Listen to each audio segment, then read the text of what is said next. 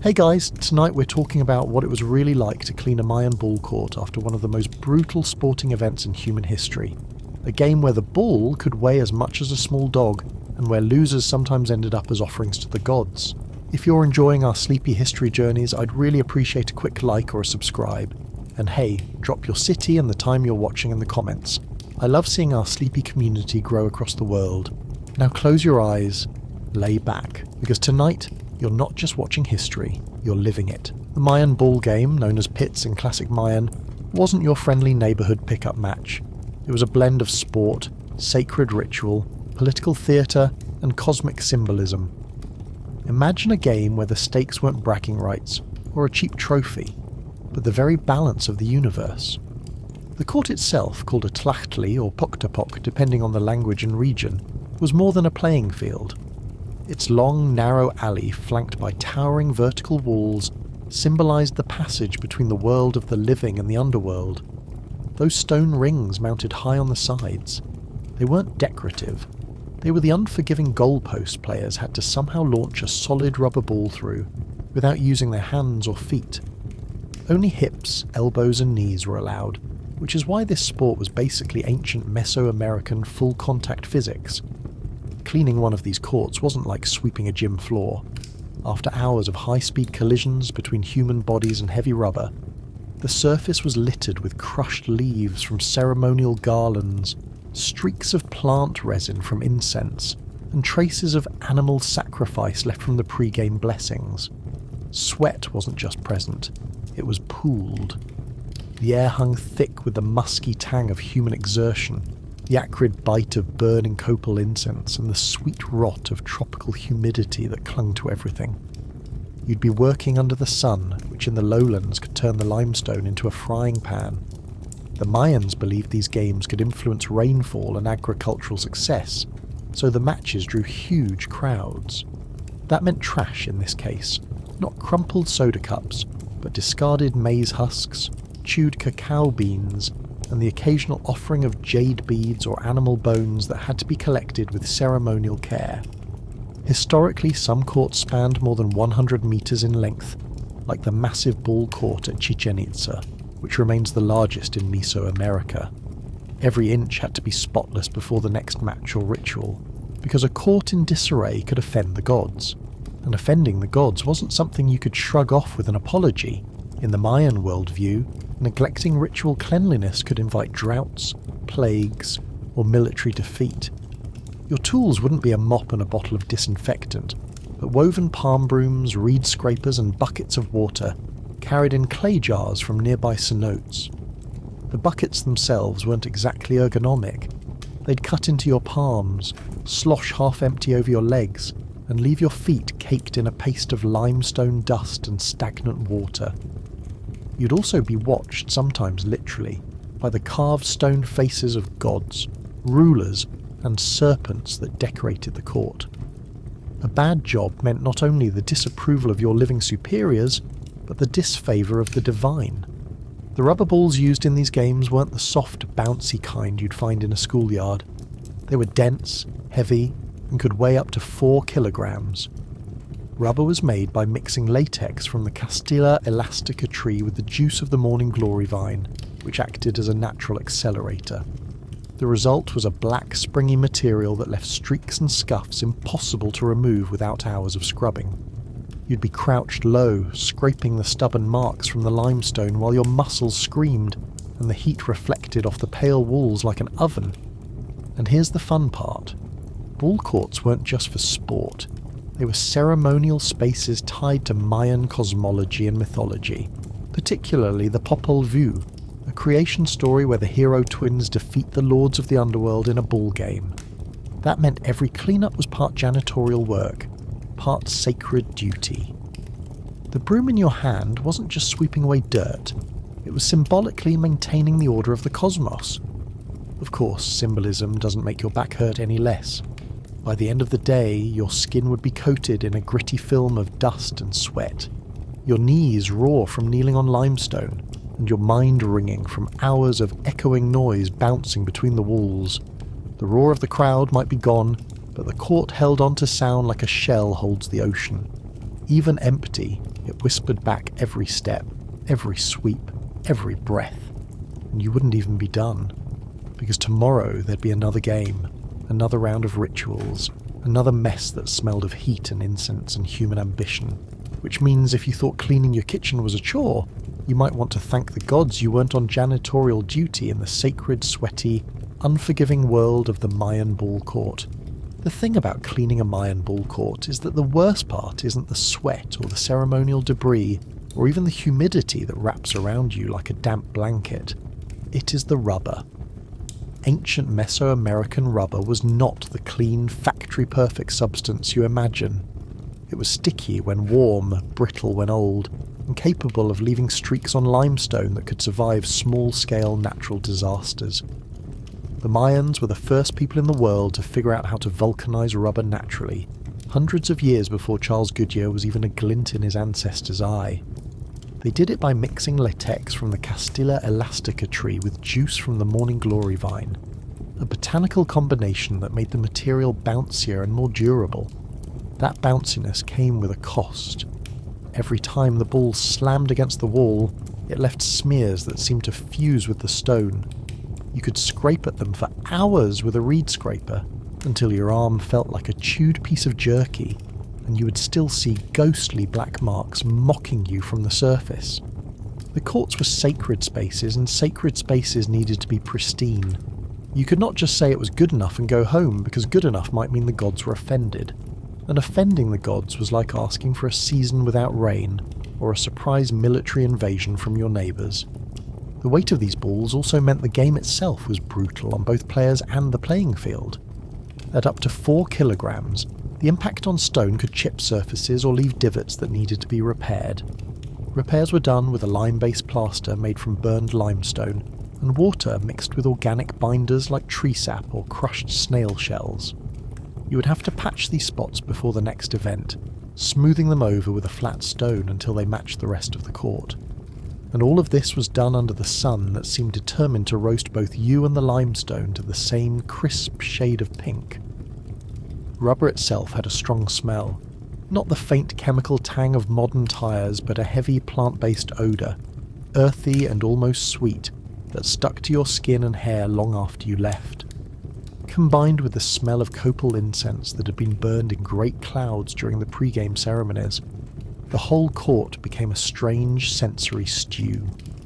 Cleaning it meant breathing it in for hours, until you could almost taste the mixture at the back of your throat.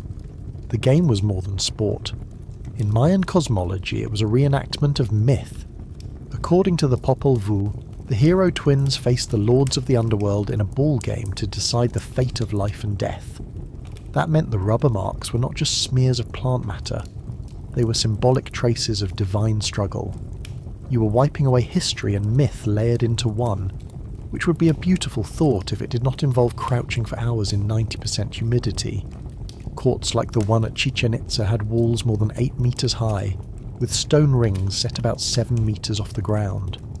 Getting the ball through those rings was nearly impossible, so much so that some historians think it may have only happened on special ceremonial occasions. That made the rings themselves a nightmare to clean.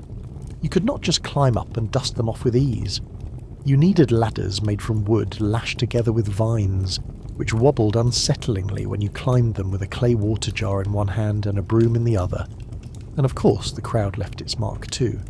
Spectators sat or stood on the stone platforms that lined the court, chewing cacao beans or maize kernels and spitting the husks onto the floor.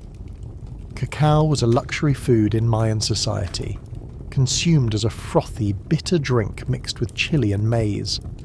The sticky residue from spilled cacao was like glue when it dried, and scraping it off the limestone was another test of patience. The rubber balls themselves wore out quickly under such intense play. They would split, crack, or flatten, and their discarded fragments ended up everywhere. You would find them lodged in cracks in the stone, stuck under the platforms, even ground into dust underfoot. These fragments were not just tossed aside casually. Rubber was valuable and could be reused, melted down, and reformed into new balls or ceremonial objects.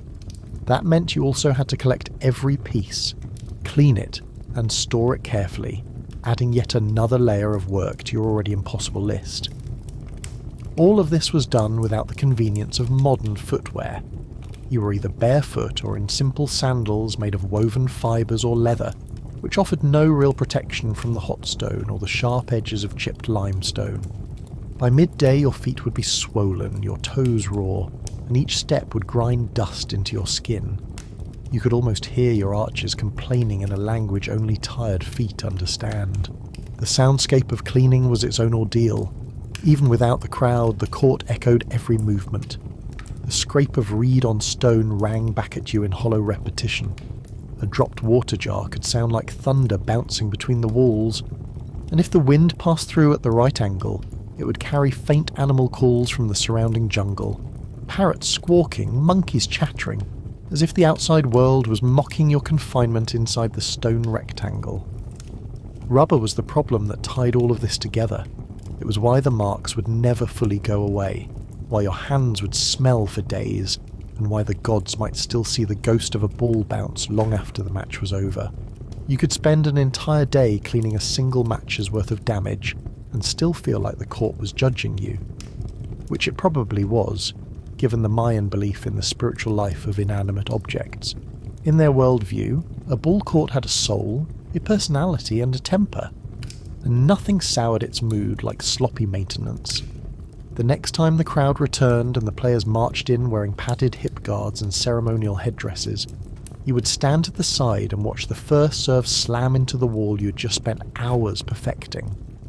The mark would appear instantly, deep and dark against the pale stone, and you would already be calculating how long it would take to scrape it off before the gods noticed. And this was only one part of the job. There was still the matter of the organic debris, the ceremonial offerings, the constant battle against tropical decay. The rubber might be the most visible mess, but the rest of it was equally relentless. The ball court was alive with activity and symbolism, and it had to be kept that way, even if it meant you never truly left the job. If the rubber was your daily nemesis, the ceremonial offerings were your recurring nightmare.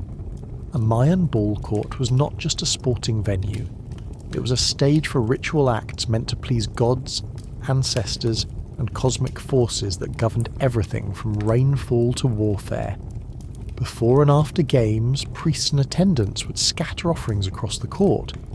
These were not things you could sweep into a pile and toss away. Every piece had to be handled in a specific way, and often with the same reverence you might reserve for a king.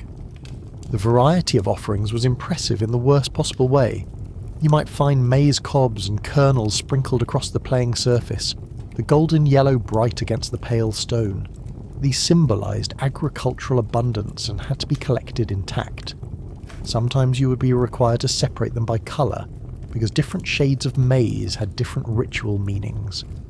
White maize could be associated with purity, yellow with the sun, red with life force, and blue with rain. Misplacing them was not an option, unless you were hoping for the disapproval of every elder in the city. Cacao beans were another constant. In Mayan society, cacao was both a luxury food and a form of currency. People drank it hot and frothy, often spiced with chili or honey, but on the court it served as an offering to deities. The beans might be scattered individually or placed in small piles wrapped in leaves. You could not just pick them up with dirty hands. You had to rinse them in clean water before storing them for reuse in future ceremonies. This meant multiple trips to the nearest cenote or well, clay jars digging into your shoulders, and the knowledge that you were essentially running an ancient world catering service for supernatural patrons. Then there were jade beads, the little green treasures that made you hold your breath whenever you spotted one. Jade was sacred in Mesoamerica. It represented life, breath, and eternal power. Dropping one onto the hard limestone and chipping it could be seen as an omen of bad fortune. So you crouched low, fingertips gingerly lifting each bead like it was a live insect, and placed it into a small cloth pouch. Sometimes the offerings included entire jade ornaments or carved pendants shaped like maize gods or serpents. Those pieces were heavy and cold to the touch, and always seemed to slip at the worst possible moment. Animal parts were the least charming of your discoveries. Feathers from quetzals or macaws were a common sight, their vivid greens, reds and blues still shimmering even after hours in the sun. These were prized trade goods, brought from distant forests and used in headdresses and offerings alike. Less pleasant were the remains from sacrificial animals, often birds or small mammals. While human sacrifice is the most famous association with the Mayan ball game, animal offerings were far more common on a daily basis. A dismembered bird left on the court after a ritual was not considered trash. It had to be burned, buried, or otherwise disposed of according to strict ceremonial law, meaning another journey to a designated sacred site outside the court. The incense residue was its own category of chaos. Copal resin, burned in clay censers during ceremonies, left a sticky aromatic crust on the stone that could take hours to chip away. Copal was considered food for the gods, and its smoke carried prayers upward. Unfortunately, it also carried the ability to cement itself to limestone like ancient glue. You would scrape at it with a flat stone until your wrists throbbed, the sweet, resinous scent clinging to your nostrils long after you were done. All of this was made worse by the tropical climate. The humidity encouraged rapid decay, meaning that maize husks and cacao shells would start to mould within hours. Feathers became limp, curling in on themselves. Animal remains took on an odour that mixed unpleasantly with the lingering incense and the rubber smears you'd been battling earlier. Cleaning was not just about respect for the gods. It was also about keeping the court usable before the jungle reclaimed it with fungus, moss and rot. Every court had its own storage area for offerings, usually a small room or covered platform nearby. These spaces were not the cool, organised supply closets you might imagine. They were humid, dim, and filled with clay jars, woven baskets, and bundles of ritual items stacked in no discernible order. You would deliver the cleaned offerings to this space, navigating between piles of items that could range from carved obsidian blades to bundles of dried flowers. Each had a purpose, and none could be misplaced without risking accusations of neglect or sacrilege. The spiritual pressure was constant. In Mayan belief, everything had a spiritual essence called ku.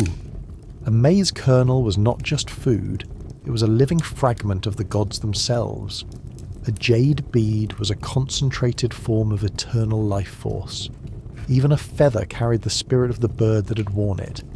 That meant every offering you handled was not just a thing, it was a being, watching you, silently judging whether you were treating it with the respect it deserved. And while you worked, you were not alone.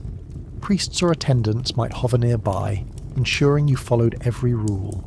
They would stand in the shade, watching you crouch and sweat, while they occasionally murmured prayers to sanctify the process. You could not rush, you could not cut corners. The offerings had to be removed in the proper sequence, stored in the proper containers, and sometimes even carried in the proper hand, depending on their symbolic meaning. By the time you had cleared the court of ceremonial debris, the sun would be leaning toward the horizon, and the stone under your feet would radiate the heat it had been storing all day. You might think the job was over, but the next match could be scheduled for that very evening under torchlight, which meant the whole cycle was about to start again. Only now you would be working by flickering firelight, with moths and beetles drawn to the flames, and shadows from the towering walls making every corner look like it hid a god waiting to see if you missed a spot. If cleaning the floor of a Mayan ball court was a battle of persistence, cleaning the walls was a full-scale war. These were not smooth, polite walls like you might find in a modern gym. They were towering stone slabs, sometimes rising more than 8 meters high, built from massive limestone blocks cut and fitted together without mortar. Time and tropical weather had given them personality. Cracks ran like rivers down their surfaces, moss clung stubbornly in shady corners, and the occasional bird nest jutted out like an inconvenient architectural feature. The walls were not simply structural, they were sacred and symbolic, representing the cosmic boundaries between the world of the living and the underworld. Carvings adorned them, depicting scenes of gods, warriors, and mythic creatures. These were not subtle little engravings either. They were deep relief carvings, some as large as a person, with intricate details meant to impress both human spectators and supernatural onlookers. Cleaning them was not optional. It was ritual maintenance, a way to keep the cosmic order intact. To reach the higher sections, you had to use wooden ladders lashed together with vines. They were functional in the loosest sense of the word. The wood could creak and shift under your weight, especially after a rainstorm when the fibres swelled. The vines had a habit of fraying at the worst possible time.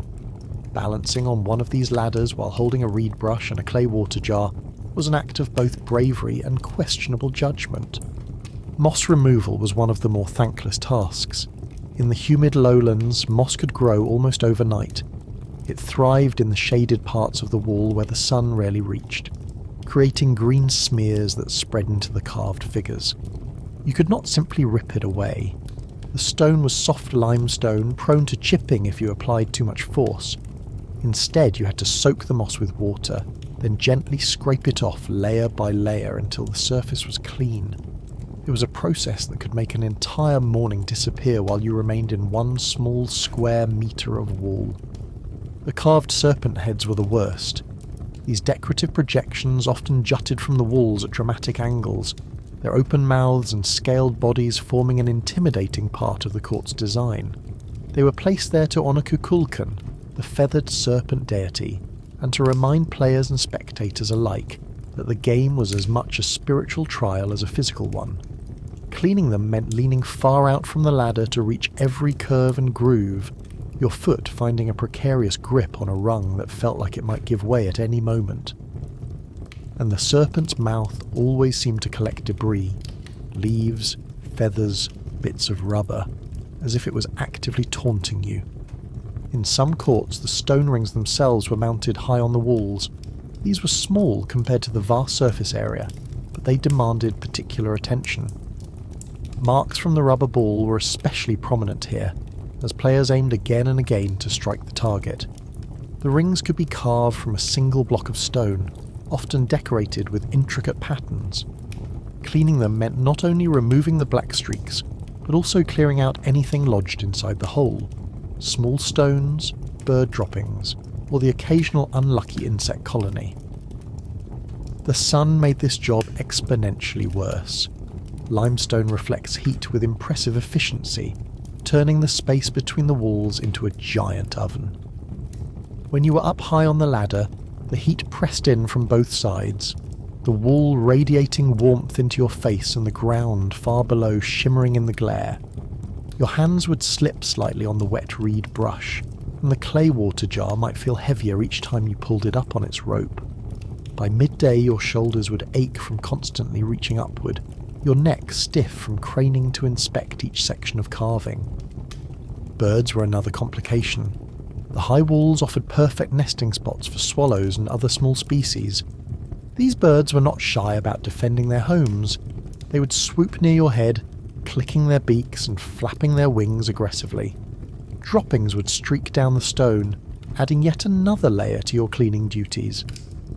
In some cases, removing a nest was forbidden, unless done by a priest during a specific ceremony, meaning you had to clean around it like a nervous guest in someone else's house.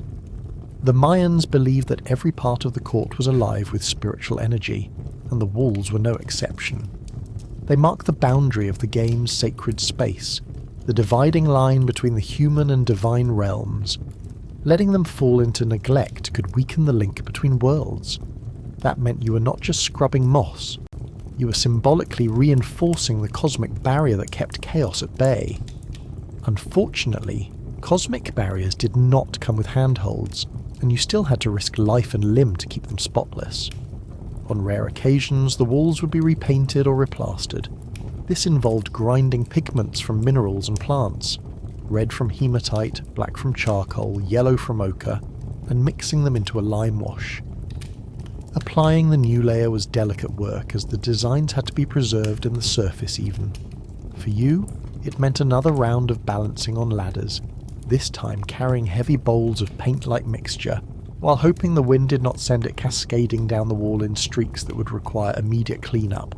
By the time you climbed down for the last time, your legs would feel like hollow reeds, Your arms would tremble from the constant upward reach, and your clothes would be stiff with dried sweat. The wall might look pristine, gleaming under the fading light, but you knew the moss would be back in a matter of days.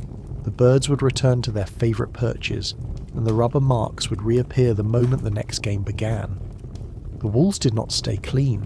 They simply allowed you the illusion of victory until the next battle began. If there was one thing that could instantly undo days of meticulous cleaning, it was a tropical rainstorm. In the lowlands of the Maya world, storms could appear with almost no warning, rolling in from the jungle in dark green waves of clouds. The air would shift, becoming heavy and electric, and then the sky would split open.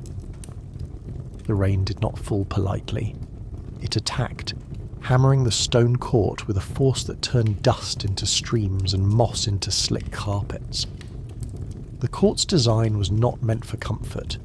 Its long, narrow alley between towering walls acted like a funnel for water. Every drop that hit the top edges of the walls eventually made its way down, carrying with it dirt, leaves, and whatever small creatures had been clinging to the stone.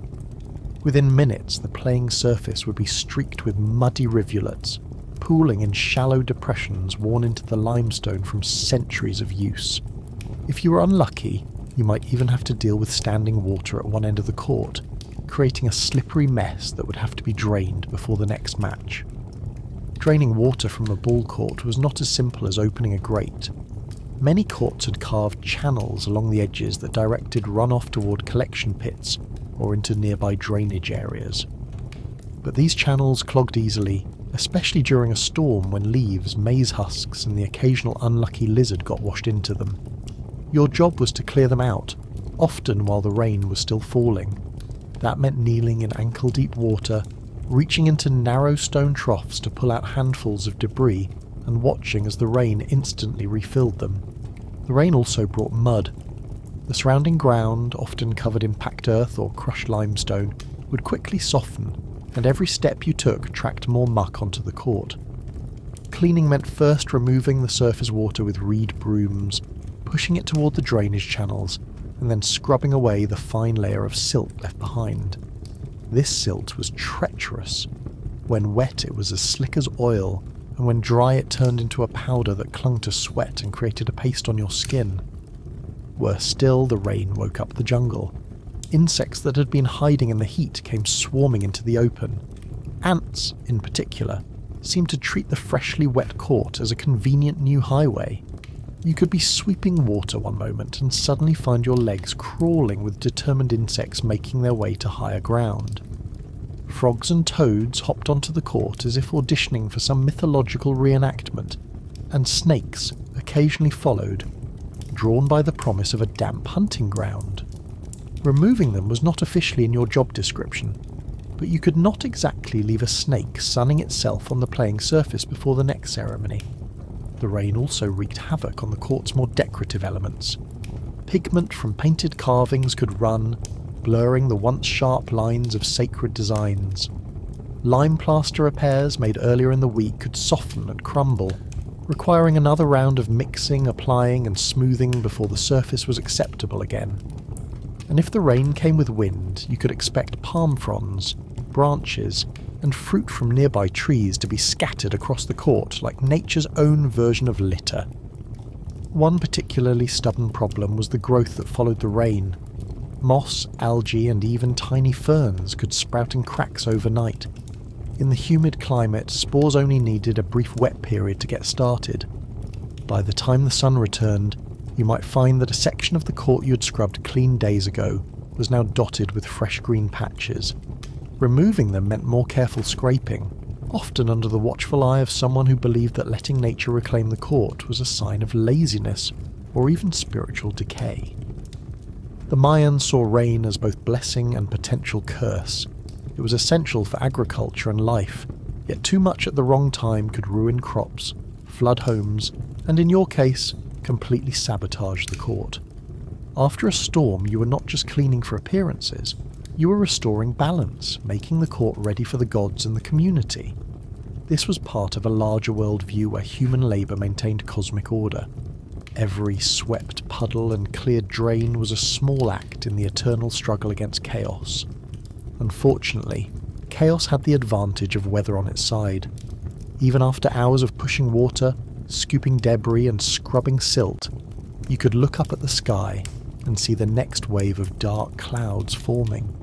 In the rainy season, this could happen several times a day, turning your work into a cycle of cleaning and re-cleaning until the distinction between progress and futility blurred into the same wet, muddy haze. The sound of the rain in the court was overwhelming. The stone amplified every drop, creating a roar that drowned out even your own thoughts. Sometimes the thunder would roll across the sky and bounce between the walls, making the space feel like the inside of a drum. Lightning flashing over the walls could briefly illuminate the carvings in sharp detail, giving the gods' stone faces a momentary unsettling life. When the rain finally stopped, the real work began. Everything had to be dried, swept and repaired before the next match or ritual. You would feel the ache in your lower back from bending over drains, the rawness in your hands from gripping the reed broom, and the damp chill in your clothes that the sun never seemed to burn away completely. And even as you surveyed the now cleared court, you would know the rain would come again. In the Maya world, water was life, but for the one tasked with cleaning the ball court, it was also the most persistent and merciless opponent you would ever face. If daytime cleaning tested your endurance, nighttime games tested your sanity. A Mayan ball court under the moon was an entirely different creature. The towering limestone walls disappeared into shadow, and the open strip of sky above became a narrow band of stars. Torches mounted on stands or fixed into wall brackets threw out wavering orange light, the flames bending and snapping in the humid breeze. What daylight revealed in full detail, torchlight turned into a flickering puzzle of half-glimpsed surfaces and shifting shadows. Night games were not rare. They carried their own ceremonial importance, often tied to lunar cycles, astronomical events, or political gatherings. Matches might be timed to coincide with a full moon or the appearance of a certain constellation, giving the game an added layer of cosmic symbolism. For you, it meant cleaning the court twice in one day, once after the afternoon match, and then again in preparation for the evening event. The expectation was that the court looked perfect for both, because the gods did not accept excuses about time constraints. Torchlight was beautiful in its own way, but it made cleaning infinitely harder.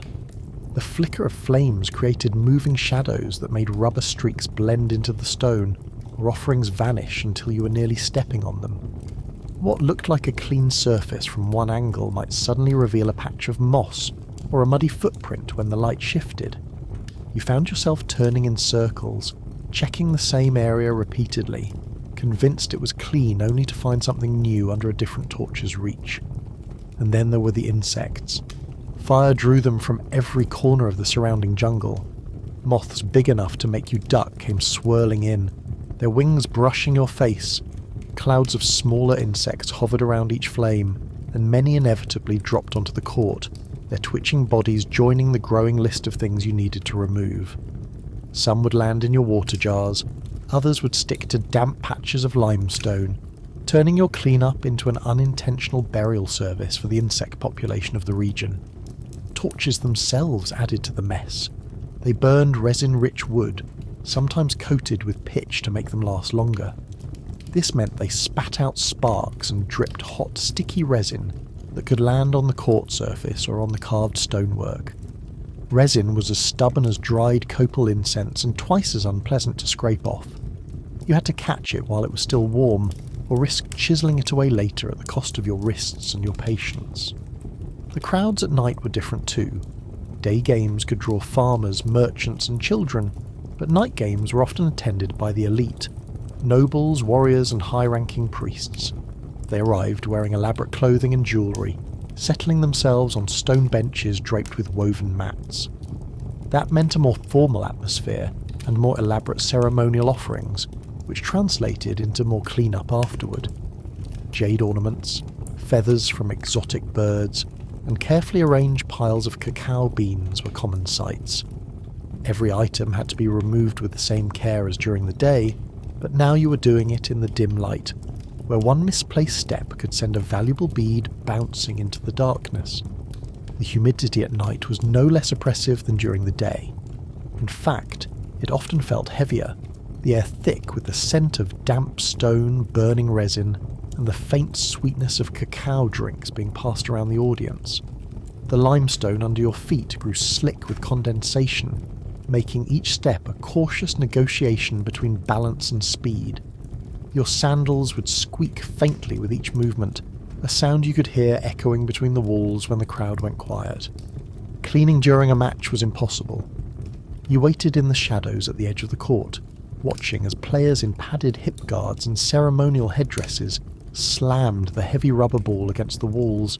Each impact made a dull thud that reverberated through the stone, adding another invisible smear for you to deal with later. The court was alive with noise. The slap of ball against stone, the rhythm of drums, the occasional call of a conch shell.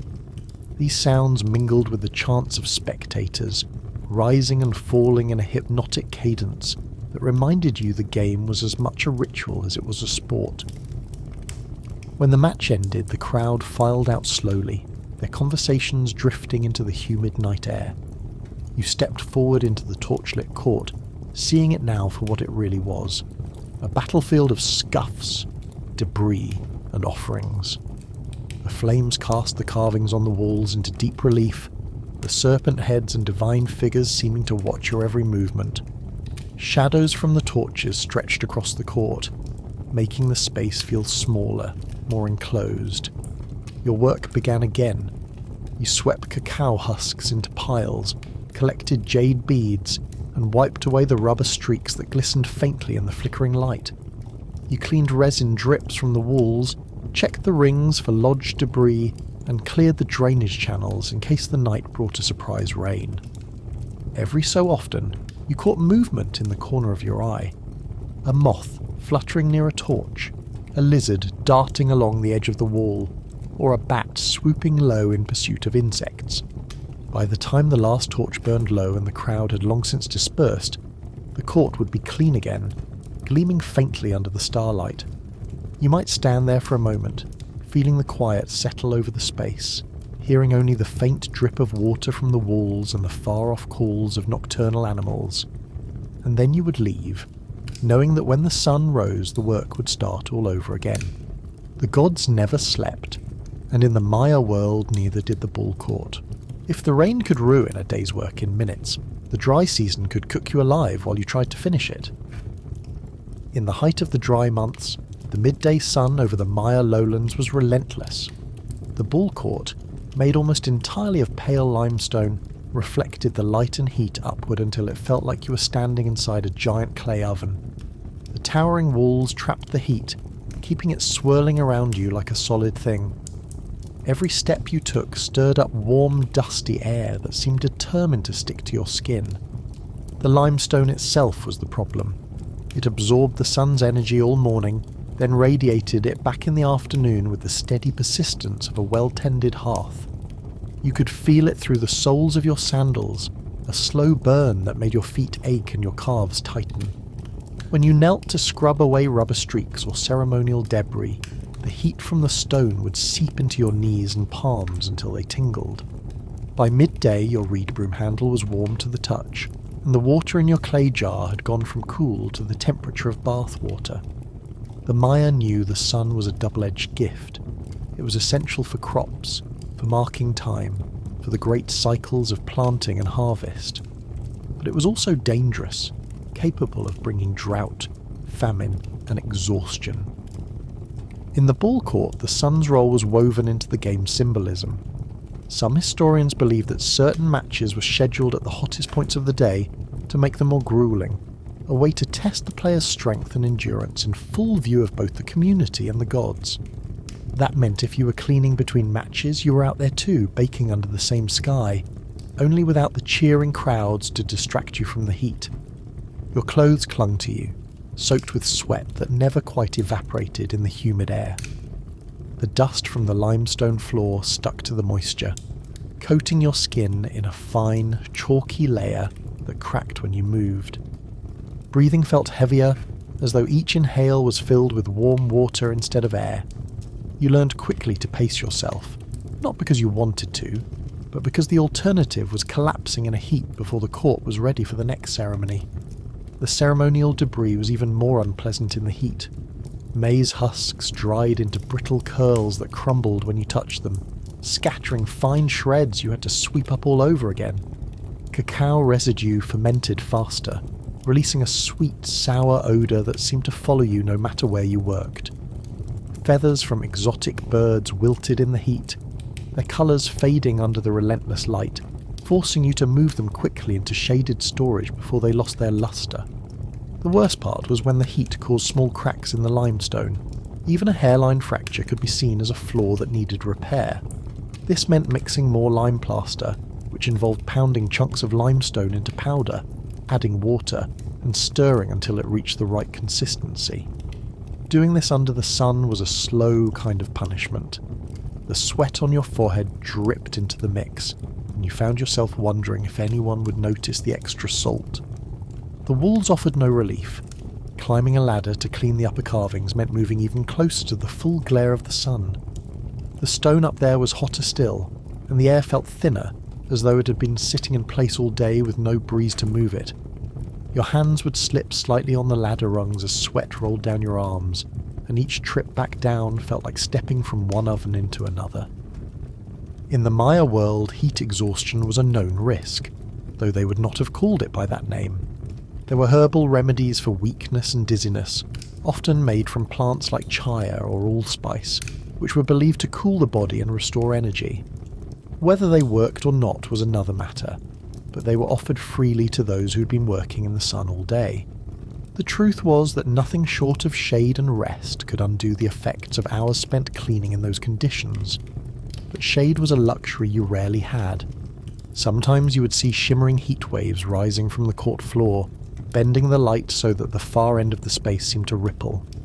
These illusions made the walls look like they were swaying, the serpent carvings writhing as though alive. It was easy to understand why the Maya wove so much spiritual meaning into the game and the court itself. In the heat, the space transformed into something dreamlike and otherworldly, as though you were moving inside a living myth. By late afternoon, the sun would begin to sink and the heat would finally loosen its grip. The limestone would still radiate warmth for hours, but the worst of it would pass. You would stand there, broom in hand, surveying the gleaming stone and the cleaned carvings, feeling the deep ache in your muscles. The court would be ready again, not because the gods had made it so, but because you had endured the stone furnace and come out the other side still standing. Of course, the next day the sun would rise again, and the furnace would be lit once more. The court was never truly empty. Even when the players were gone, the crowds had dispersed and the ceremonies had ended. The space remained alive in ways you could not ignore. Cleaning was as much about negotiating with the local wildlife as it was about scrubbing stone. Every creature in the Maya lowlands seemed to think the ball court belonged to them as much as it belonged to the gods. Some were harmless, others were merely irritating, and a few were capable of turning your day from uncomfortable to genuinely dangerous. The birds came first. Swallows and small doves nested high in the walls, their white droppings streaking down the carved figures and landing wherever gravity took them. The streaks were not just unsightly, they were acidic enough to damage the limestone over time, meaning you had to remove them quickly and carefully. But the birds were territorial. They would swoop at your head when you got too close, clicking their beaks and flaring their wings in a show of defiance. Sometimes you could hear their chicks chirping from within a crevice, a reminder that any attempt to remove a nest would have to wait for a priest and a ritual blessing. Then there were the iguanas. They liked to sun themselves on the upper edges of the walls, stretching out their long bodies in the heat. If disturbed, they would scuttle away in bursts of speed, their claws clicking against the stone, occasionally knocking loose bits of moss or leaves onto the freshly cleaned court. The Mayans considered iguanas both a food source and a symbol of resilience, which meant you could not simply chase them off without care. Instead, you learned to work around them, muttering under your breath as they blinked down at you like small, scaled overseers. Snakes were a different matter. Some were harmless, hunting frogs or rodents that ventured too close to the court. Others were venomous, and spotting one coiled in the shade of a carved serpent head was enough to stop you in your tracks. The Maya viewed snakes as powerful symbols of renewal and connection to the underworld, but that respect did not make them any less of a cleaning hazard. You would wait for someone with the proper training to remove them, knowing full well that this could delay your work for hours. In the meantime, you kept one eye on the snake's location and the other on the task at hand, because stepping on it accidentally was a mistake you would only make once. The insects were the most relentless adversaries. Ants marched in perfect lines along the edges of the court, weaving around your broom bristles with military precision. Some species were aggressive, their bites sharp enough to make you drop whatever you were holding. Beetles of every shape and colour clung to the mossy corners, scattering when you disturbed them. Mosquitoes were constant, drawn by the sweat on your skin and the standing water in the drainage channels. Even butterflies could be a nuisance when they decided to land in the middle of the area you had just finished cleaning, their delicate wings stirring up dust as they fluttered away. Bats sometimes made appearances during the evening games. They swooped low over the court in pursuit of insects, their leathery wings catching the torchlight. In Mayan cosmology, bats were linked to caves, the underworld, and transformation. In your world, they were linked to more droppings that needed to be swept away before the next match. Their high-pitched calls echoed between the walls, mixing with the murmurs of the crowd and the thud of the rubber ball. Even the jungle plants tried to reclaim the court.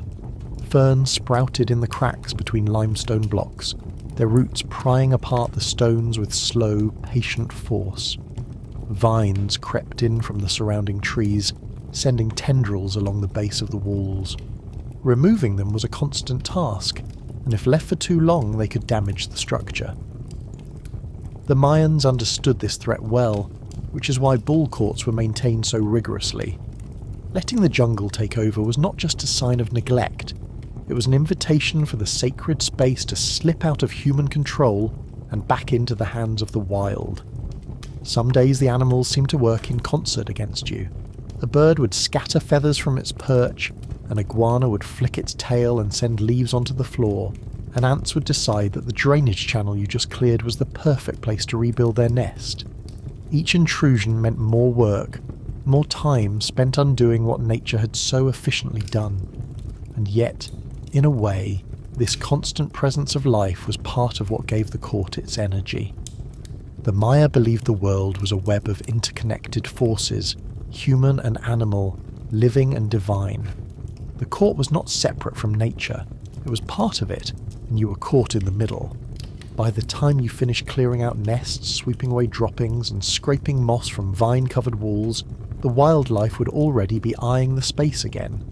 Somewhere in the shadows, a snake would slither back to its favourite corner, a bird would return to its perch, and an iguana would reclaim its sunny ledge. The court was ready for the next game, but you knew it was only a matter of hours before you would be right back here, negotiating the same uneasy truce with the living world that surrounded it. If the wildlife tested your patience in quick bursts, erosion tested it over a lifetime. The Mayan ball court was built to last, but it was not built to be untouched by time. Every game, every rainstorm, every offering left its mark. The pale limestone that formed the floor and walls was strong enough to stand for centuries, yet soft enough to be shaped by both human hands and the elements. Your job was to keep it from falling apart, a task as endless as the passing seasons. Foot traffic was the first culprit. Players sprinting, sliding and colliding with the stone wore down the surface grain by grain. Even the smooth sandals of spectators and attendants left their mark over years of use. The limestone developed shallow dips and channels where people moved most often, subtle changes that could throw off the ball's bounce or catch the edge of a broom. Filling these spots required lime plaster made from burning limestone until it crumbled into powder, mixing it with water and applying it quickly before it hardened. The process was slow, the materials heavy, and the end result always temporary. Weather was the second and more relentless enemy. The rainy season soaked the stone, allowing water to seep into the smallest cracks, The dry season baked it, causing the surface to flake. In some courts, the edges of the blocks began to round off, their once sharp lines fading into uneven curves. Each time you cleaned, you brushed away tiny fragments of stone without realizing it, contributing to the very problem you were trying to prevent. The Maya understood this balance. Maintenance preserved the court, but the act of maintaining it slowly consumed it. The ceremonial rituals also played their part. Copal incense, while sacred, left resin that could stain or eat into the surface if not removed. Offerings of food and drink could spill, seeping into the stone and leaving faint discolorations that became harder to remove over time. Even the rubber smears from the ball could leave permanent traces, darkening the stone in patterns that spoke of games long past. Some of these marks were considered part of the court's living memory, but others were seen as blemishes to be erased. The carvings on the walls were especially vulnerable. Serpent heads, divine figures, and glyphs were all subject to the same slow decay. The fine lines of a god's face might blur after decades of wind and rain, the scales on a serpent's body losing their definition. You could clean them, but every touch risked wearing them down further. In some places, the stone was so thin that you could see small holes where centuries of erosion had eaten all the way through. Repairing these required a master mason, but cleaning them fell to you, and the fear of making one wrong move stayed with you each time you worked.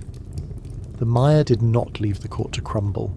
They patched it, replastered it, and even rebuilt sections when necessary. Entire blocks could be replaced, though doing so meant ritually dedicating the new stone to the gods. This might involve painting it with symbolic colours, red for life, black for death, white for purity, before setting it in place. As the cleaner, you would prepare the area for such repairs, sweeping it meticulously so no dirt or debris interrupted the process.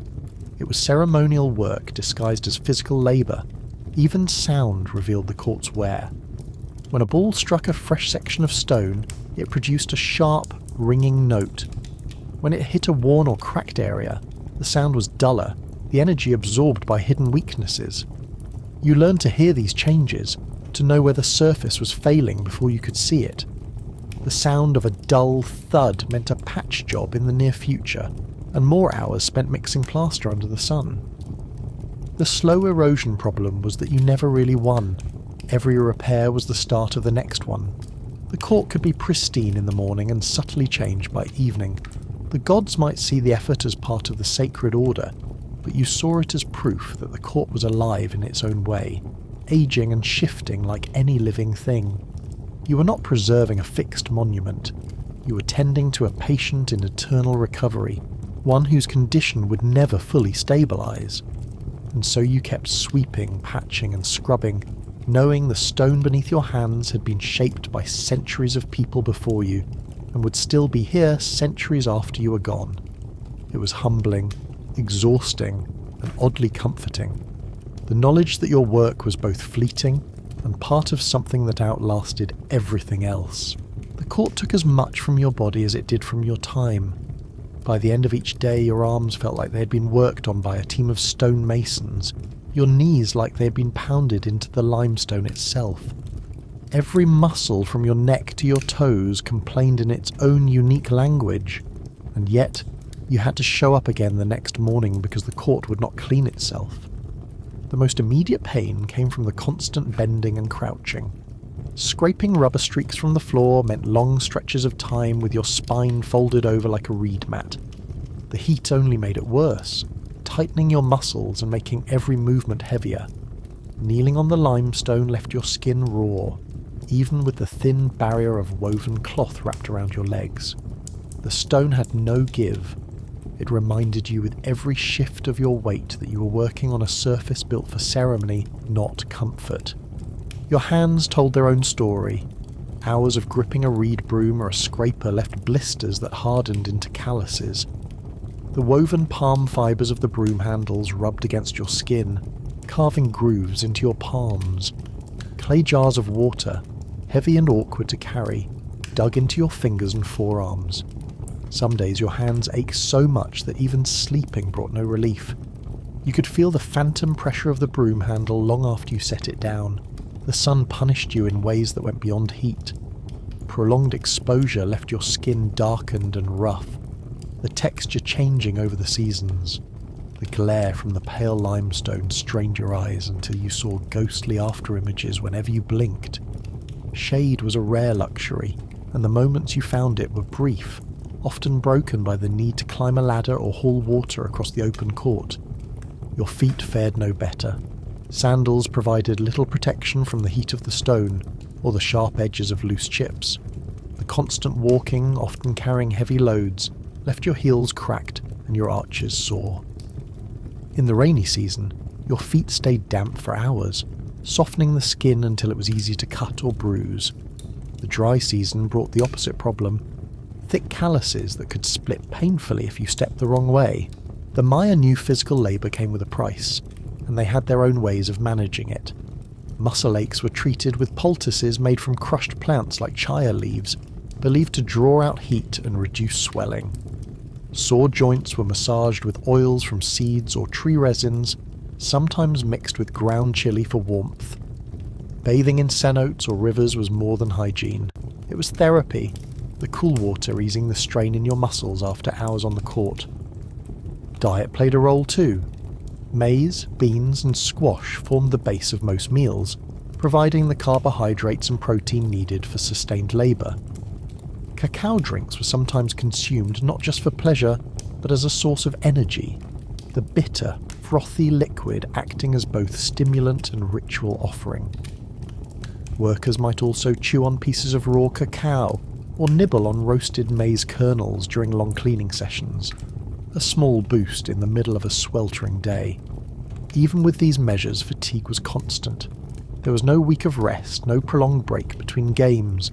The court was a focal point of the city's ceremonial life, and events could be held in rapid succession. Some days you cleaned after a match in the morning, prepared for a ritual in the afternoon, and stayed late to ready the space for a torchlit game at night. Sleep was short, and the sound of the court lingered in your mind even when you lay down. The scrape of the broom, the dull thud of the ball, the low murmur of chanting. Over time, the work shaped your body. Your arms thickened from constant lifting and scrubbing, your legs from carrying heavy jars up and down stone steps.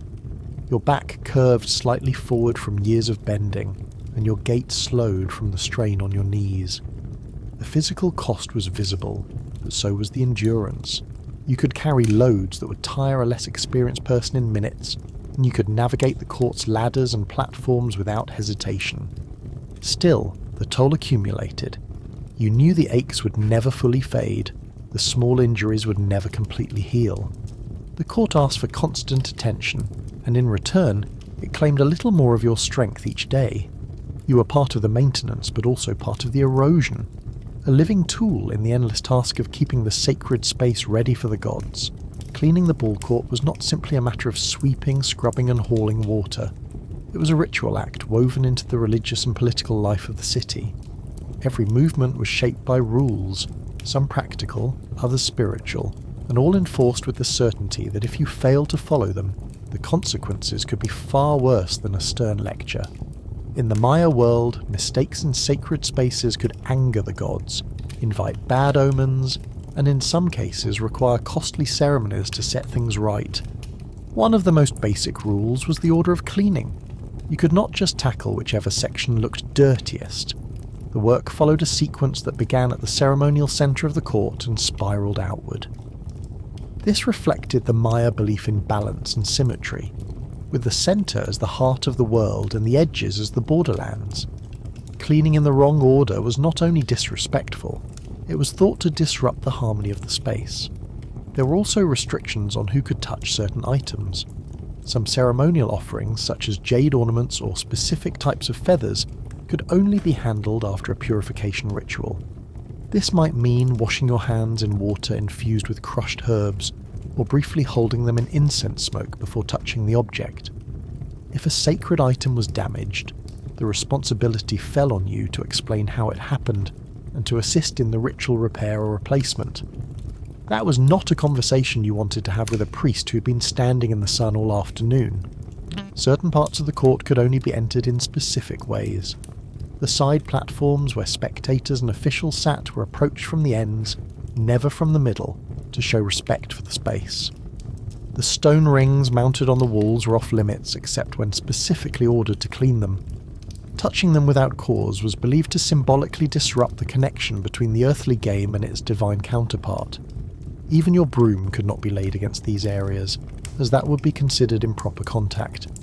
Time of day mattered too. Some cleaning tasks had to be done before sunrise or after sunset, depending on the nature of the event. This was tied to the Maya understanding of cosmic cycles, with certain hours considered more favourable for purifying the court. Sweeping during the wrong part of the day could symbolically sweep away blessings rather than impurities, which was the kind of mistake that made you the subject of whispered conversations for weeks. The clothing you wore was part of the rules. It had to be clean, free of holes, and often tied with a specific coloured sash depending on the ceremony. That sash might represent the cardinal direction associated with the event. Red for east, black for west, white for north, yellow for south. The symbolism was not for decoration. It was a visual reminder that your work was aligned with the order of the universe. Forgetting the right colour was more than a fashion mistake. It was an error in cosmic alignment. Even the way you carried water followed guidelines. Jars had to be balanced evenly to avoid spilling, because spilling was seen as wasteful and disrespectful to the sacred element. If you did spill, you were required to pour the remaining water in a specific place, often at the base of a wall or into a drainage channel, to redirect it back into the court's symbolic flow. Simply dumping it was forbidden, as it broke the intended connection between water, earth, and ritual space. Speech was limited during cleaning. Small talk was discouraged, especially when handling offerings or working on the centre of the court. Some believed words could cling to the stone, influencing the energy of the next game or ceremony. The silence was meant to focus the mind, though in reality it gave you more time to notice every new blister forming on your hands. The penalties for breaking these rules range from more work to more formal reprimands. In minor cases, you might be assigned an extra cleaning shift or tasked with the most unpleasant jobs, scraping incense resin from wall carvings or clearing moss from the highest ledges. In more serious cases, a purification ritual might be required, sometimes involving fasting or offering a personal possession to the temple. The Maya believed balance had to be restored, and if you were the one who caused the imbalance, it was your responsibility to help repair it. Following these rules meant every cleaning was part choreography, part endurance test. You moved in specific patterns, touched certain things only after proper preparation, and carried yourself as though the gods were watching. Because in the Maya worldview they were. The ball court was not just a place to keep tidy. It was a microcosm of the universe, and you were one of its caretakers, operating under a set of laws that were older than the walls themselves. The ball court was never just stone and space. Even when it was silent, you could feel its attention on you. Cleaning it was not like tending to an empty plaza or a quiet household room. This was a place where myths had played out for centuries, where the Maya believed the living and the underworld met in ritual form. The carvings, the architecture, the very layout of the space reinforced the idea that it was alive, that it saw everything you did. The towering walls were lined with figures, gods, rulers, warriors, carved in high relief so their faces seemed to emerge from the stone. Serpent heads jutted from the sides, their mouths open in eternal mid-speech. In the right light, especially when the sun cast deep shadows across the carvings, those eyes looked less like decoration and more like sentinels. You could convince yourself they were following your movements, judging whether you were sweeping correctly, whether you missed a piece of debris. The court's shape only made this feeling stronger. Its long, narrow alley acted like a channel for sound. Every footstep, every scrape of the broom echoed back to you, bouncing between the walls until it felt like someone else was walking just behind you. Even the wind seemed to carry whispers through the space, sometimes in short bursts, sometimes in long low notes that sounded uncomfortably like chanting. The Maya understood the power of acoustics and built their courts to amplify voices and instruments. In your work, it amplified your own movements until you were reminded at every moment that the court was listening. In the Maya worldview, sacred spaces had a kind of soul called ku. It was not just that the gods visited the court itself was a living participant in the rituals. You were not cleaning an object. You were tending to a being, one with its own history, personality and mood. The myths recorded in the Popol Vuh told of the hero twins playing a ball game against the lords of the underworld, a story tied directly to the court's symbolic role. Every game, every ceremony was a reenactment of that cosmic event, and you were part of maintaining the stage on which it unfolded. This sense of presence could be inspiring, but it could also weigh on you. The knowledge that every motion of your broom or scraper was happening under the gaze of stone gods and invisible forces created a constant low-level pressure. If you made a mistake, it was not just your supervisor who might notice. In the Maya mind, the mistake could ripple outward into the cosmic balance, bringing drought, disease, or misfortune. It was the kind of responsibility that could make you hesitate before even picking up your tools. Sometimes, especially in the early morning or late evening when the court was nearly empty, the atmosphere could turn unsettling. The jungle around the court came alive at those hours, filling the air with the calls of birds, insects, and unseen animals. The echoes inside the court twisted those sounds until they seemed to come from the walls themselves. A rustle behind you might be a lizard. It might also be nothing at all, yet you still found yourself glancing over your shoulder. Nighttime cleaning was the most intense. The torchlight threw moving shadows across the carvings, making the serpent heads writhe and the human figures seem to shift position.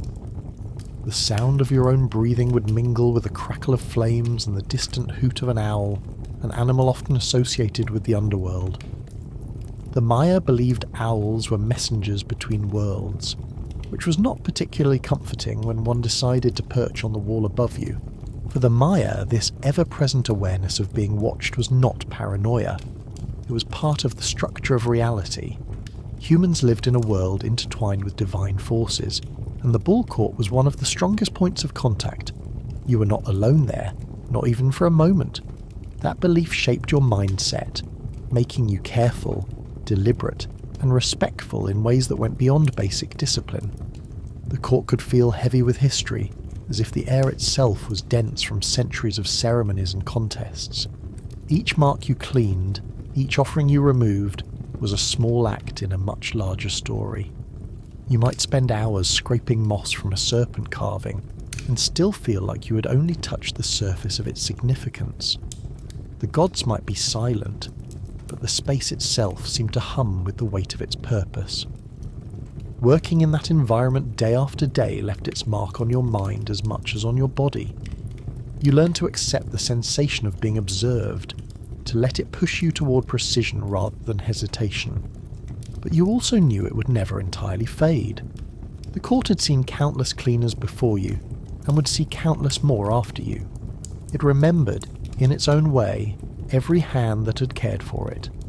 And somewhere deep down, you began to believe it really was watching. There were ordinary games, and then there were the games that pulled the entire city's attention. When the stakes were high, cleaning the ball court was no longer just your job. It became a coordinated ritual involving priests, attendants, musicians, and even curious onlookers who hovered at the edges pretending to help. The energy in the city would build for days before such an event, and the court became the focus of everything. These high-stakes matches could be political, ceremonial, or both. Rival cities might send their best players to settle disputes, not with swords, but with a heavy rubber ball. Victories could secure trade agreements, alliances, or control of key resources. Losses could mean public humiliation or worse. Some matches were tied to religious festivals honouring gods like Hunhunapu or Kukulkan. Their outcomes believed to influence rain, harvests, or the balance between life and death. The entire city understood the importance, and that meant the court had to be spotless. Preparation began with sweeping the court from end to end, but this time every motion was under scrutiny. Priests oversaw the process, ensuring that the cleaning followed ritual order. The work started at the centre, the symbolic axis of the world, and moved outward to the 4 cardinal directions, each associated with a colour and a cosmic meaning. Even the way you pushed the broom had to align with ceremonial standards, always moving in a direction that reinforced harmony rather than scattering it. The walls demanded special attention.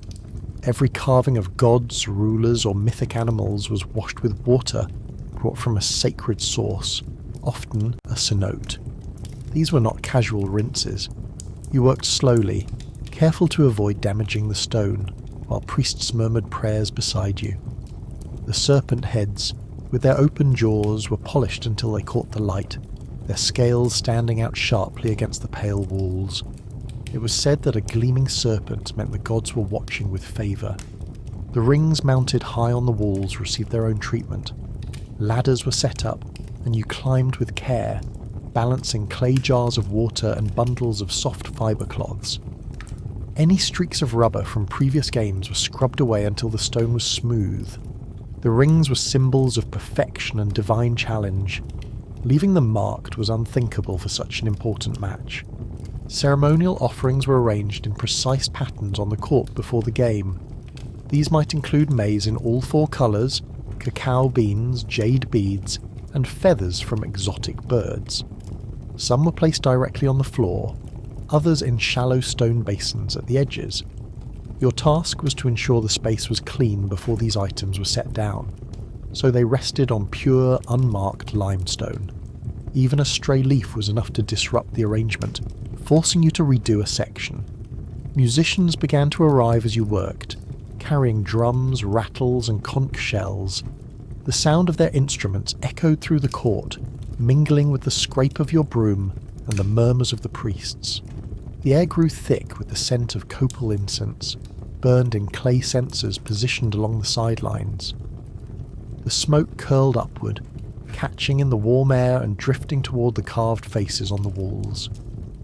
The Maya believed the gods consumed this smoke as food, so it was as much a part of the preparation as the physical cleaning. The closer it got to the match, the more people crowded into the surrounding platforms. Nobles arrived in elaborate clothing, their jewellery flashing in the sunlight.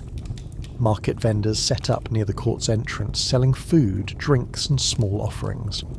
You worked faster now, moving between groups of people, weaving through the growing crowd without disturbing the careful arrangements already in place. Everything had to be perfect by the time the players entered. Their arrival was its own ceremony.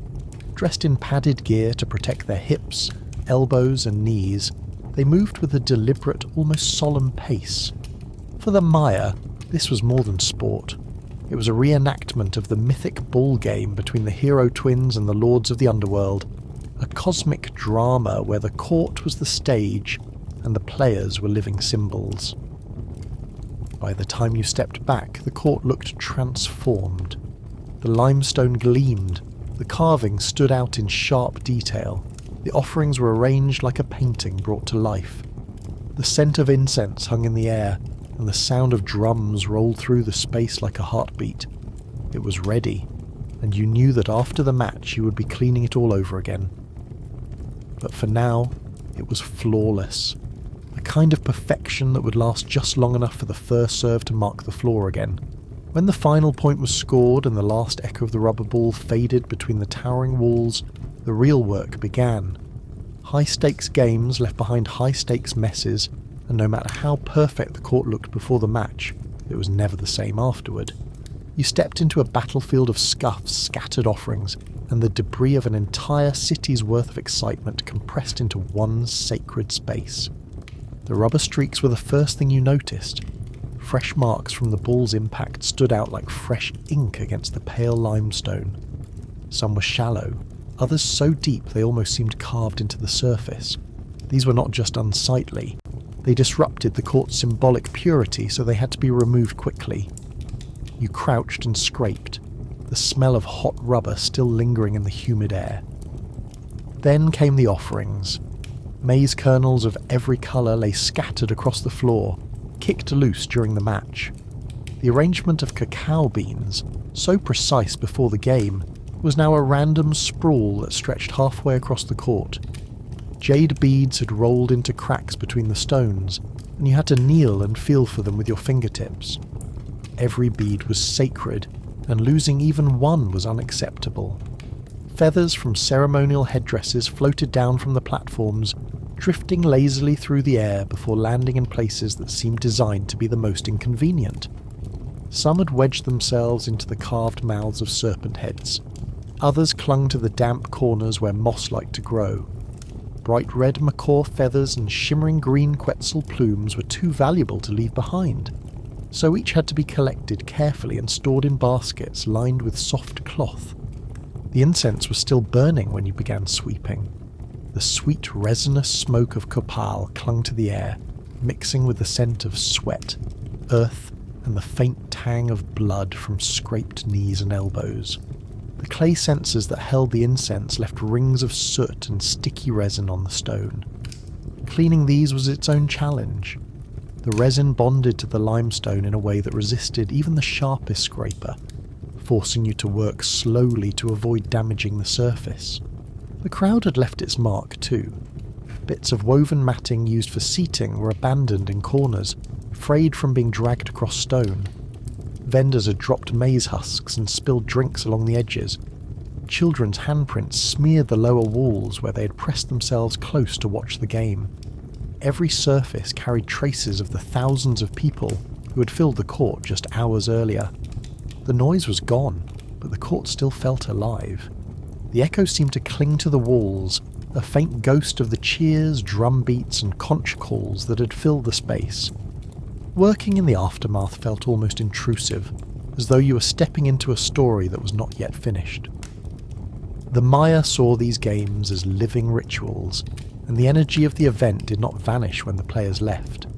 It lingered, wrapping itself around you as you swept and scrubbed. Sometimes, if the stakes of the match were high enough, the aftermath included sacrifices. While human sacrifice was rare for everyday games, it was a possibility in matches tied to major political or religious events. More commonly, animal offerings were made in the wake of the final point. Birds or small mammals might be placed on the court as a gift to the gods, their feathers and remains becoming yet another part of your cleaning duties. These were handled with ritual care, often burned or buried in designated spots after being removed from the court. Your work had to be fast. Another ceremony or smaller game could be scheduled for later in the same day. That meant clearing the offerings, repairing the surface, scrubbing the walls, and resetting the space for the next event in a matter of hours. The sun, already low, cast long shadows across the court as you moved from one end to the other, broom in one hand, scraper in the other, basket of recovered offerings strapped to your back. By the time the court was restored, your body felt as though it had been through the match itself. Sweat soaked your clothing, your hands were raw from scraping, and your legs trembled from hours of kneeling and climbing ladders. The limestone gleamed again, the carvings were free of soot, and the floor was cleared of every bead, feather, and kernel of maize. The court stood ready for its next use, a silent stage awaiting the next cosmic drama. But you knew that whatever came next, you would be back here afterward, repeating the same cycle. Because in the Maya world, the game never truly ended. Most games ended the way you expected, with a mess, a lot of sweat, and the slow process of putting the court back in order. But every so often, a match would take a strange turn. An unusual event could happen mid-game, something the Maya understood as an omen from the gods. And when omens appeared, the cleaning stopped being just cleaning. It became a purification ceremony, with all the extra work, rules, and pressure that came with it. The Maya world was dense with meaning. Sudden storms, animal appearances, strange sounds, or even an unexpected fall of one of the players could be interpreted as a sign. Each sign came with its own protocol for restoring the court's harmony. The process was not optional. The ball court was a sacred space, and if the gods sent a message, it had to be answered before the next game could take place. A sudden downpour during a match was one of the most common omens. The Maya saw rain as a blessing from Chak, the rain god, but if it arrived at an odd moment, like in the middle of a decisive play, it might be taken as a sign that the match displeased him. When that happened, the court had to be ritually cleansed after the storm. This meant sweeping away not only water and debris but also symbolically washing the stone with sacred water from a cenote. The process was slower than normal cleaning, as every section had to be rinsed and blessed before it was considered ready again. Animals wandering into the court during a match could cause even more trouble. A bat swooping low was often seen as a messenger from the underworld, while a snake crossing the playing surface could mean that the serpent deity Kukulkan was watching closely. If either happened, the game might pause while priests performed offerings to honour the animal's spiritual significance. Afterward, you would have to clean around the offerings, which could include additional incense resin, maize or cacao, all placed directly on the limestone floor you had just scrubbed earlier. Unusual sounds could also trigger omens. The court's acoustics could make the echo of a ball strike or a drum beat sound strange and distorted. If a sound was taken as a sign of disapproval from the gods or the ancestors, the cleaning afterward required more than sweeping and scraping. Priests would direct you to clear the air of the sound's influence by burning more copal incense in every corner of the court. This meant more soot to scrub later, but you could not complain because the soot was the sign that the gods had been appeased. Even the ball itself could become part of an omen. If it split during play or rolled into a place it almost never reached, it might be considered a cosmic message. Sometimes the ball was left in that spot until a ritual was performed, which delayed your work and meant you had to clean around it without moving it. Only after the ritual was complete could you remove the ball and scrub away the streaks it had left behind. The purification rituals added layers to your job. You might have to spread fresh white lime powder in specific patterns on the floor, sweep it in a certain direction, and then collect it without letting any spill outside the court's boundaries. You might have to help lay out new offerings and then remove them when the ceremony was done. Every motion was deliberate, every tool used in a specific sequence, and nothing could be rushed. The presence of the priest during these cleanings made the work even slower. They would walk alongside you, chanting, sprinkling water, and occasionally stopping to correct your movements.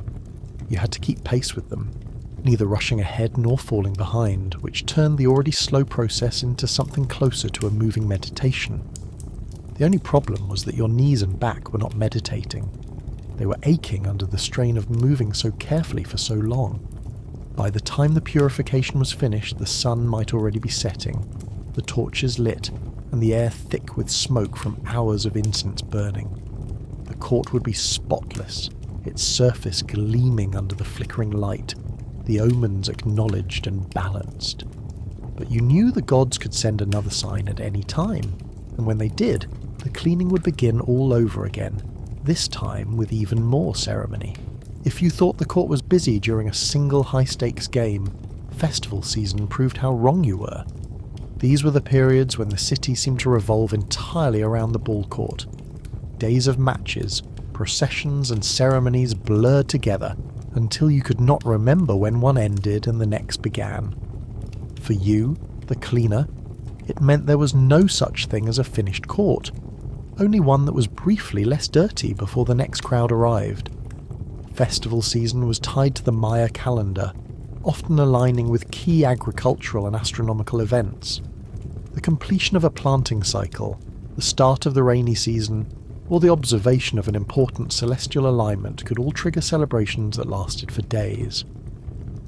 The ball game was at the centre of these events, not just as entertainment, but as ritual, a performance meant to secure divine favour for the coming months.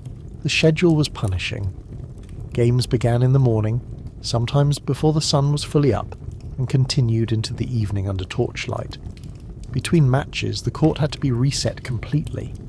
This meant sweeping away rubber streaks, clearing ceremonial offerings, and repairing any damage to the surface, all while the sound of drums, flutes, and chanting from the ongoing festival filled the air.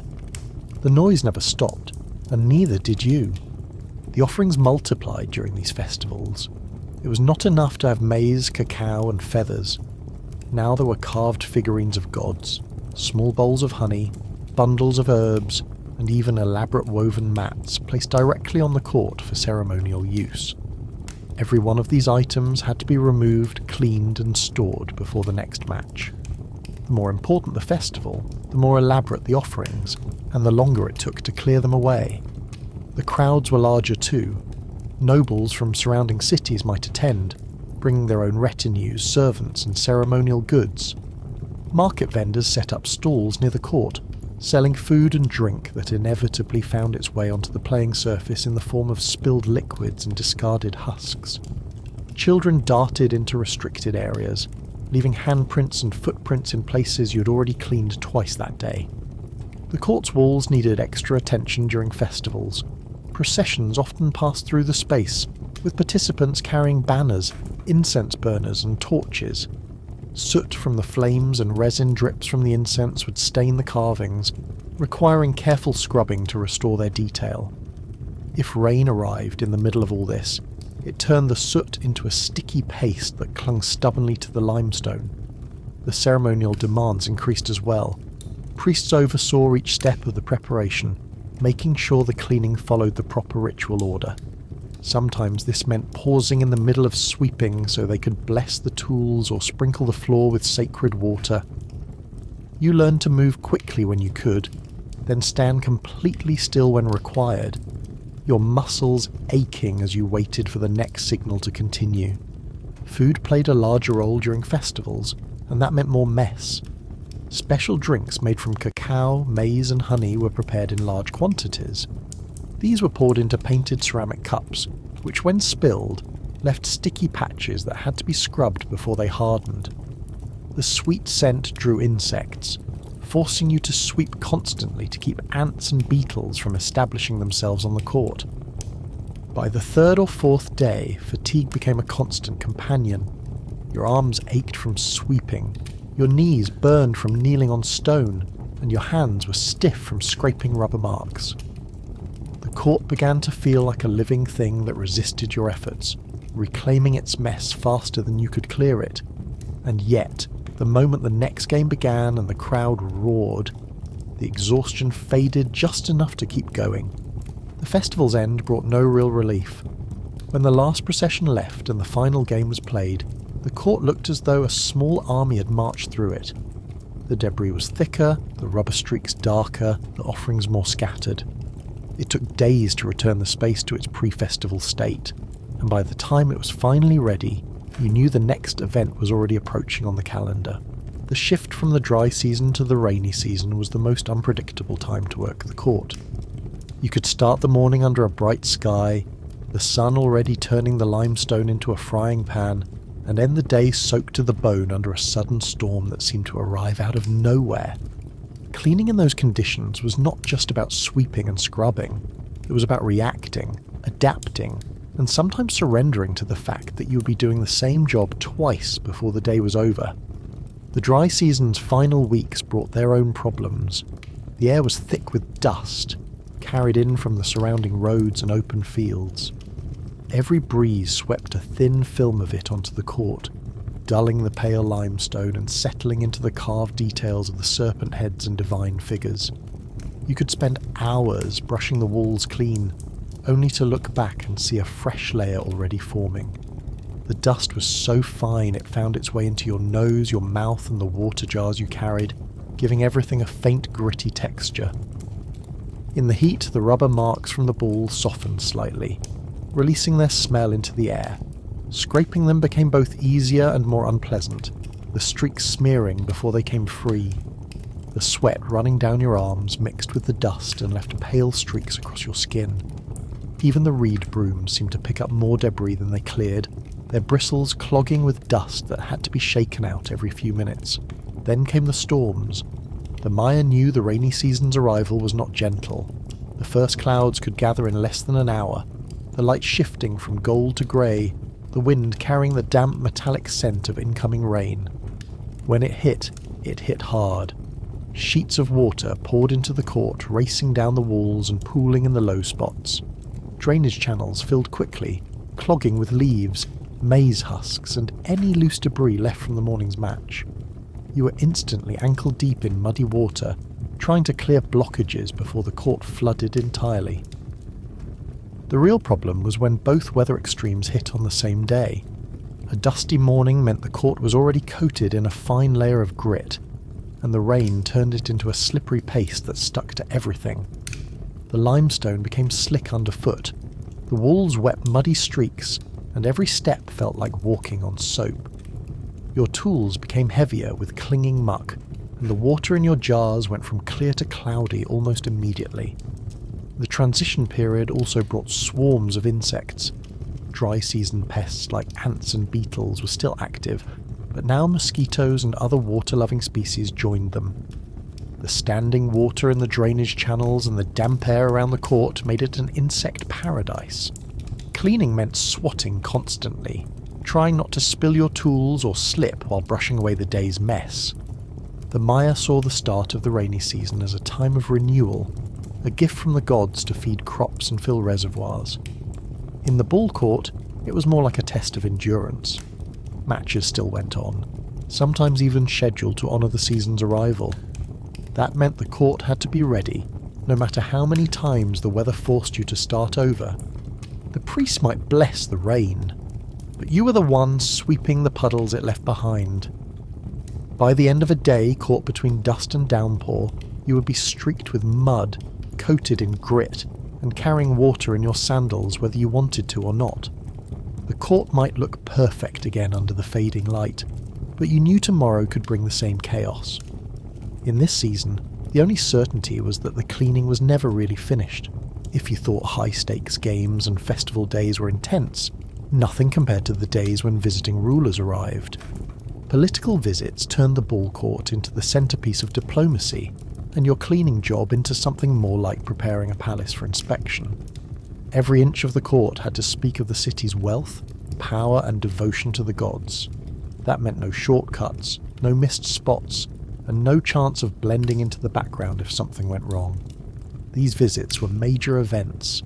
A neighbouring ruler could arrive with a large entourage, warriors in decorated armour, priests in elaborate headdresses, musicians carrying drums and conch shells, and servants bearing gifts. The procession would wind through the city before entering the ball court, which had been transformed into a ceremonial stage. You were part of the invisible workforce behind that transformation, and any flaw in your work would be visible not just to your own leaders, but to foreign eyes. The cleaning process began days in advance. The floor of the court had to be not just clear of debris, but gleaming. Rubber marks were scraped until the limestone was as pale as bone. Carvings on the walls were washed with water from sacred sources, polished until every glyph and divine figure was sharp in the sunlight. Even the drainage channels were cleared and checked, because standing water or a blocked flow would be an embarrassing sign of neglect. The serpent heads and other stone sculptures were treated with special care. Priests might instruct you to anoint them with a light layer of oil from crushed seeds to deepen their colour and make them stand out. This was not common for everyday games, but when a ruler was watching, appearances mattered. The bull rings high on the walls were inspected closely, and if a single smudge remained, you climbed the ladder again until it was perfect. Offerings were arranged in more elaborate patterns than usual. Maize in 4 colours was laid out in precise quadrants, jade beads placed at specific points along the court's length, and feathers from macaws and quetzals fanned into displays at the centre. These were not simply symbolic. They were a public display of the city's wealth and its ability to access valuable trade goods from distant regions. Your job was to prepare the surface so that these arrangements rested on clean, unblemished stone. The arrival of the visitors added pressure. As the procession approached, the court filled with the sound of drums, flutes, and chanting. The crowd gathered early, their excitement making the space feel smaller and louder. You worked in the final moments before the rulers arrived, sweeping away the last speck of dust, adjusting an offering that had shifted slightly in the breeze, and checking that the incense censers were burning steadily without spilling resin onto the floor. During the match, the atmosphere was more formal than during everyday games. The visiting ruler and the city's own leader watched from elevated platforms, their attendants nearby. The players were chosen for their skill and prestige, and the crowd's reactions were measured, the noise controlled.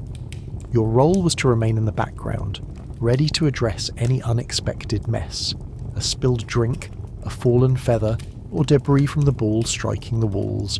You had to move quickly, silently, and without drawing attention. After the game, the work began again, but now with an audience. The rulers might remain in the court to conduct political discussions, inspect the carvings, or offer prayers at the centre. This meant cleaning had to happen around them, careful not to intrude yet still maintaining the court's appearance. You could not simply sweep everything at once.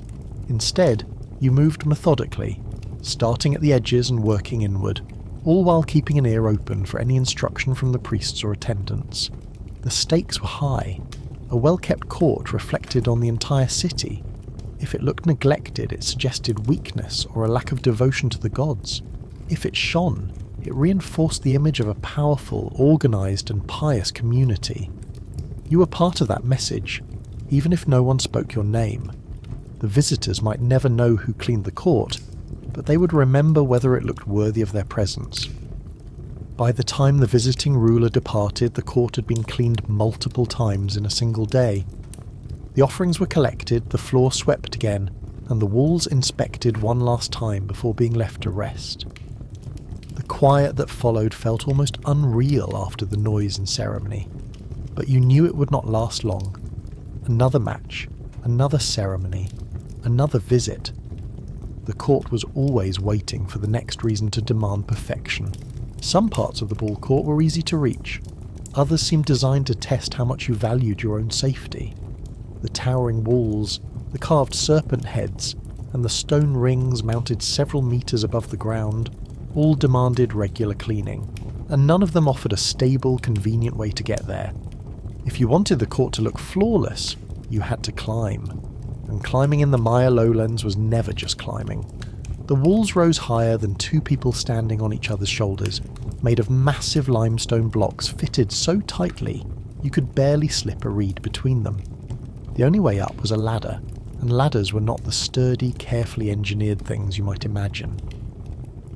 They were made of wood lashed together with vine rope, and the wood had often been exposed to the same heat, rain, and humidity that weathered the court. Each rung had a faint give under your foot, a reminder that wood aged faster in the tropics than it did in the drier lands. Carrying tools up the ladder added another layer of difficulty. A reed brush could be tucked under your arm, but a clay jar of water had to be pulled up on a rope once you reached the top. That meant balancing on a narrow rung with one hand gripping the ladder and the other hauling a sloshing container toward you, all while the heat shimmered off the stone around you. If you dropped the jar, it would shatter on the limestone below and you would have to start the process over. The serpent heads were among the most dangerous spots. They jutted from the wall, often over empty space, and their carved curves made them difficult to stand on. To clean them, you had to lean out from the ladder, stretching your arm into the open air to scrub the moss from between their scales. Some had small ledges where you could rest a foot, but those ledges were slick from rain, or worn smooth by centuries of hands and feet. The view from there was spectacular, the entire court laid out below, but you had little time to enjoy it. One wrong move and you would be joining the debris pile at the bottom. The rings were even worse. Mounted high on the wall, often 7 meters above the court floor, they were heavy stone structures carved with intricate designs. Reaching them required climbing until you were almost level with the top of the wall, then working with your arms extended to scrub away the rubber streaks and debris lodged inside the opening. Your footing was precarious, your grip often slippery with sweat, and the sunlight bounced off the pale stone into your eyes until you were working half blind. Wind could turn a routine cleaning into a battle for balance. The open design of the court funneled breezes between the walls, and when you were high on a ladder, that breeze could sway it just enough to make your stomach drop. You learned to lean into the movement, trusting the vine lashings to hold, though the occasional creak made you question your faith in ancient construction techniques. The Maya saw height as symbolic. The upper parts of the court were closer to the heavens, and cleaning them was as much a ritual act as it was maintenance. Priests sometimes accompanied you, chanting as you worked, their voices rising to the carvings as though speaking directly to the gods. It was a reminder that you were not just removing dirt, you were restoring the face the court showed to the divine realm. Getting back down was no easier. Your legs, already trembling from holding position for so long, had to carry you step by careful step to the ground. The ladder might shift slightly as you descended, and every rung below looked farther away than it had on the way up. By the time your feet touched the limestone floor again, your arms were sore, your legs stiff, and your back aching from leaning out at impossible angles. Yet the work had to be done. From the ground, the cleaned carvings caught the light, the serpent heads looked alive, and the rings stood out like celestial gates. The court was whole again, at least until the next game left its marks. And when that happened, you knew you would climb back up, no matter how high or how precarious, because the gods were said to notice the smallest speck of dirt in the highest places. When the last match ended, the crowds had gone, and the torches burned low, the ball court became almost unrecognisable. Without the noise, the heat, or the constant movement, it was just stone and shadow. The air cooled slightly, carrying the scent of incense and the faint mineral tang of the limestone. You stood in the middle of it all, broom in hand, feeling the day finally catch up to you. The floor was clean again.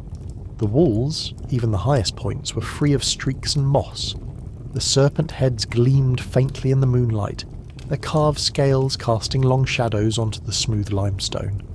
The bull rings stood in silence, no longer targets for players but quiet sentinels above an empty court. For the first time in hours, maybe the first time all day, there was nothing left to fix. The jungle pressed close around the court, its sounds drifting in through the open ends of the alley. You could hear night insects singing, the occasional distant call of an owl, and the rustle of leaves in the warm breeze. Without the echoes of the game, the court felt more like a temple than an arena, a place holding its breath between moments of spectacle. In that quiet, you could almost imagine the court remembering everything it had seen. The games, the ceremonies, the offerings, the laughter, the tension, the victories, the defeats. Your work was just another layer in that long memory, a small part of a much larger story that stretched back centuries. It was humbling and also slightly frustrating, because you knew that tomorrow all of this would start again. Still, there was satisfaction in knowing that you had done it. The court was ready for whatever came next, a festival, a political match, or another round of unpredictable weather.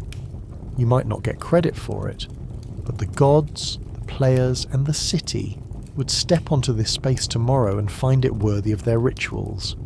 That was enough. And as you leaned on your broom, the thought crossed your mind that maybe, just maybe, you had earned the right to sit down and drink something cold. Something without dust in it.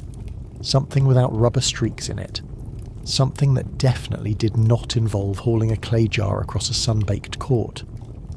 So you leave the ball court to its moonlit stillness, knowing it will wake again tomorrow, ready to demand the same impossible standards, and you will answer, because that is what keeps the gods happy, the players moving, and the city's heart beating. If you've enjoyed walking through this long, sweaty, and slightly ridiculous job in history, a quick like or a subscribe would make my day, and probably keep me from being reassigned to moss duty in the highest corner of the court. Sweet dreams, and may your next cleaning task be considerably less sacred.